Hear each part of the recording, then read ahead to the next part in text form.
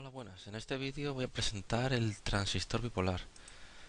Voy a explicar cómo funciona de la manera más básica posible para que no resulte tedioso entenderlo. En este caso vamos a utilizar un 2N2222, que es uno bastante común, pero en cualquier caso daría igual utilizar otro transistor mientras que sea bipolar. ¿Cómo funciona? Es muy sencillo. El transistor lo que hace es amplificar la corriente que entra por la base.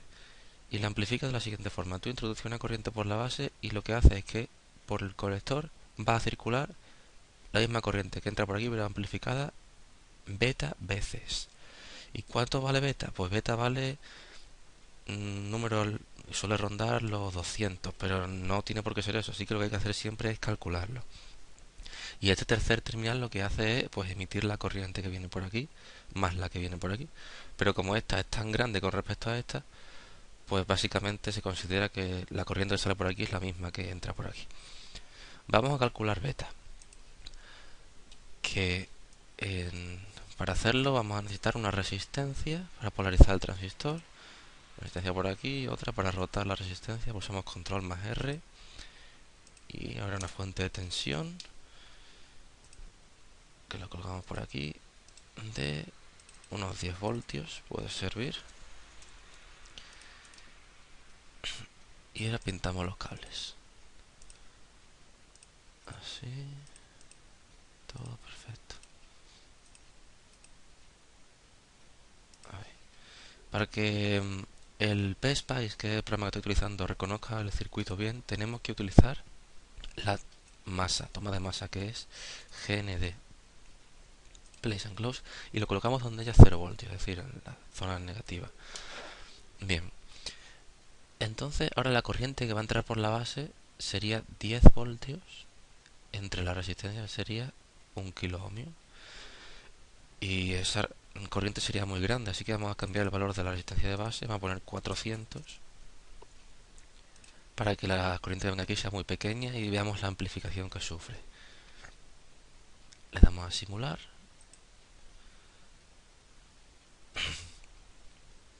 y ya tenemos aquí las corrientes. Vemos que por la base entran 23,33 microamperios y se ha amplificado en el colector, siendo la del colector 5,21 miliamperios, 5,021 miliamperios.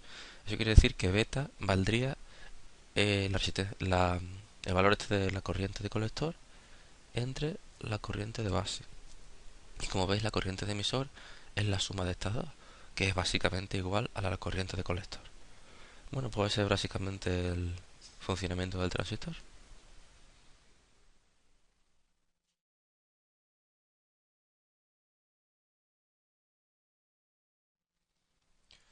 Bueno, y ahora nos preguntamos qué pasaría si la corriente de base fuese muy grande. Entonces, ¿qué pasaría? ¿Que la corriente de colector sería enormemente grande? ¿Puede ser incluso de 20 amperios? Pues no, no puede ser de 20 amperios. Podría serlo, pero en este caso no, ya que se vería limitado por la resistencia que hemos colocado en colector, que antes no hemos dicho nada sobre ella.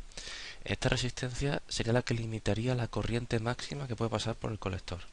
Es decir, si yo por ejemplo pongo aquí una resistencia pequeñita de por ejemplo 10K que permita un paso de corriente de base grande, pues por el por aquí, por el colector, tendríamos una corriente de colector que no sería ya beta veces la de base, sino sería la que viene delimitada por la resistencia, sería 10 entre 1, es decir, 10 miliamperios. Vamos a simular para comprobarlo. Y efectivamente, aquí tenemos casi 1 miliamperio, y 1 miliamperio por 215, que es la beta que nos salió antes, pues no es este valor. Este valor es el que resulta de dividir 10 entre 1 aproximadamente. Porque claro, aquí también hay una pequeña caída de potencial. Por eso no sale 10 exactamente. Pero esto es lo que se llama saturación del transistor. Cuando la corriente que va por la base es tan grande que ya no, no se rige por la función de I sub C igual a beta I sub P.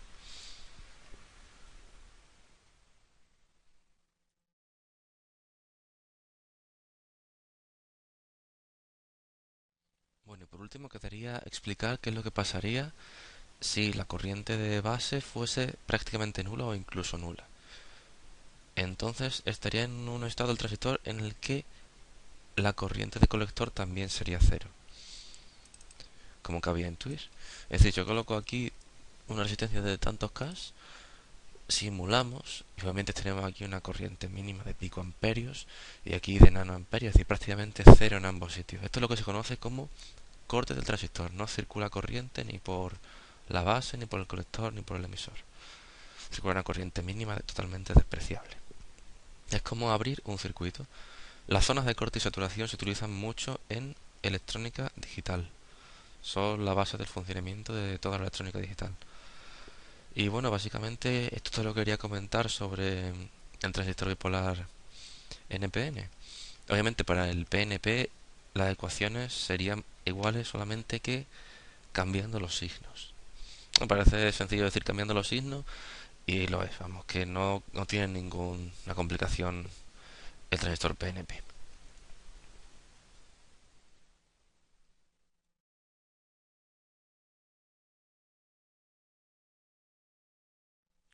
Bueno, y ya por último quería comentar las aplicaciones que tiene el transistor bipolar. Las aplicaciones que tiene son infinitas. O sea, abarca un rango muy amplio de aplicaciones. La primera que tiene es la más obvia, que es amplificador. O sea, el transistor amplifica, como habéis visto, corriente y se puede utilizar como amplificador de voltaje y de lo que sea. Se puede utilizar como oscilador para generar señales de distintas frecuencias. Se puede utilizar para hacer transmisores de radiofrecuencia. Se puede utilizar para hacer puertas lógicas y hacer circuitos secuenciales digitales. Se puede utilizar para infinidad de cosas. Y por eso lo quería presentar, por lo versátil que es el componente electrónico básico más versátil que existe.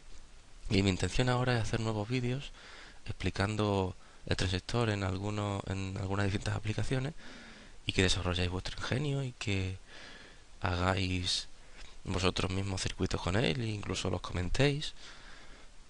Y así pues creamos un mundo más creativo, que es lo que hace falta.